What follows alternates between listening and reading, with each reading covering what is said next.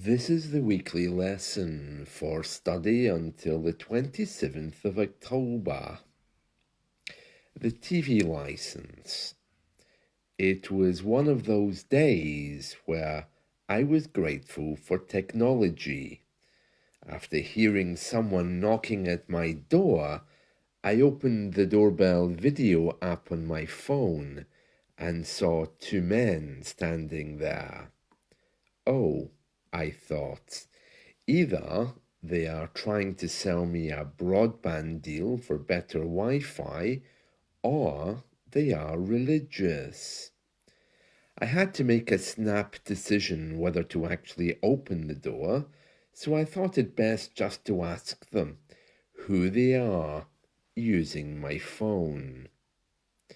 After all, last time I was lumbered with a heater, toaster, and washing machine. See my lesson from 2 weeks ago from the charity givers. Can I help? I asked while staring at the app and the mic on my phone. Yes, it is TV license enforcement. We need to see your license. Oh, okay. I walked to the door, trying to gather my thoughts on the way.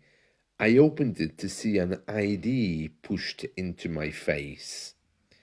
It's about your TV license, sir, one of them blurted out.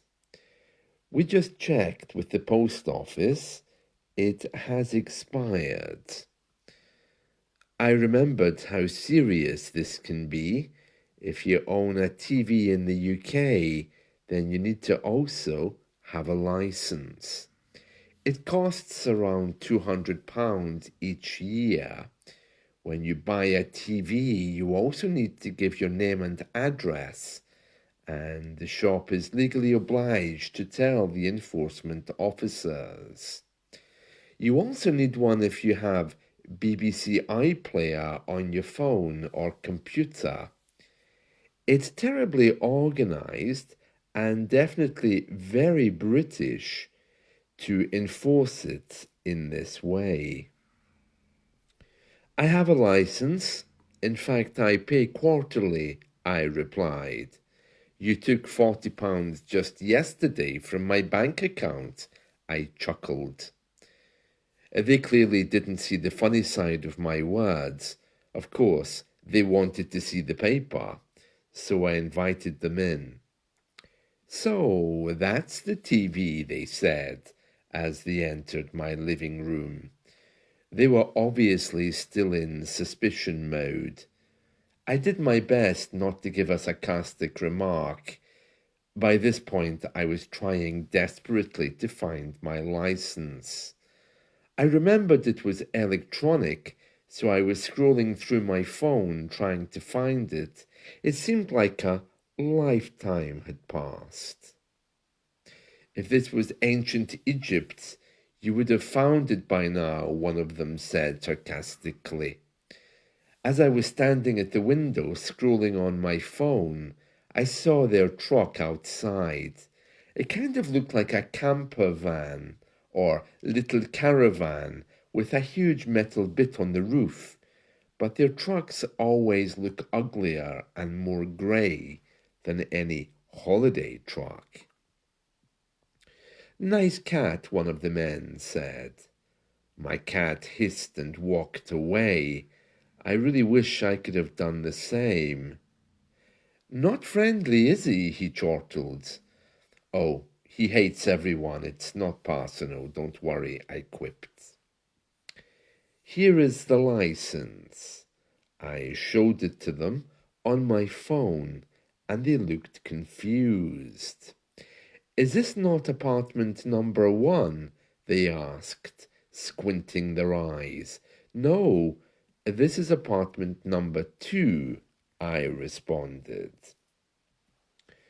realizing what had happened. Well, sorry, we got the wrong apartment, they admitted as they both headed to the door. Well, there's no one living next door, I chirped again. The guy left some weeks ago. I know because I have some stuff here for him. Oh, there is someone there. We can see what channel they're watching, as he looked down at his iPad, walking towards the apartment opposite. It is indeed typical in a country like ours that they would develop technology to ensure you have a TV license. It's hardly the be-all and end-all of everything, but we love solid rules and enforcing them. Just at that moment, a priest entered my apartment block, and as I live on the ground level, he saw me first. "Did you call for the last rites to be administered?" No, I uttered. "Ah, I know it was someone in this block, but I don't know who," he replied.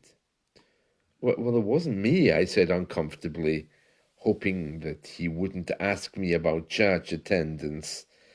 Everyone knows the parish priest, and I was rather hoping he had forgotten I existed. He glanced at his notebook. My, sorry, it's apartment 2 on the next level. "I don't suppose you need them anyway. I could swing by later," he chortled. "Remember, you don't have to be dying to get the last rites." No, I'm in great health," I said, convincing myself that it was true, shook my head and backed away as he walked up the stairs. I got a bit flabbergasted. Do I look like I need the last rites?